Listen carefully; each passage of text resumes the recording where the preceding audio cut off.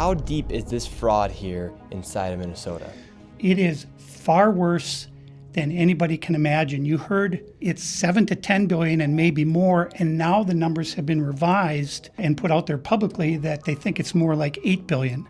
How I got involved is that where my office is here in Minneapolis, I'm sort of in the heart of all of this fraud, and I would see these childcare centers. I said, well, there aren't any kids there. It's the middle of the day, and all I see are a couple of guys standing out front smoking. And then I'd go by another daycare and I'd see the same thing. I said, well, where do these kids play? And so I started to go online and look, and I said, this place is licensed for 80 children.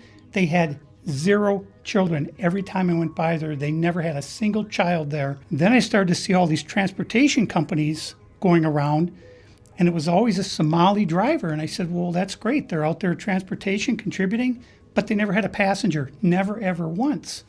And I said, well, what is all this transportation? What are they doing? So then I found out that in Minnesota, they have something called non-emergency medical transportation. So this is going to the dentist's office, therapy, whatever it might be. And I said, well, how many of these companies are there?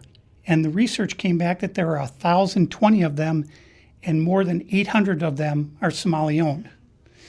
Nobody from the state of Minnesota ever cross-checks to see if any rides were ever actually provided. All they did was write the check.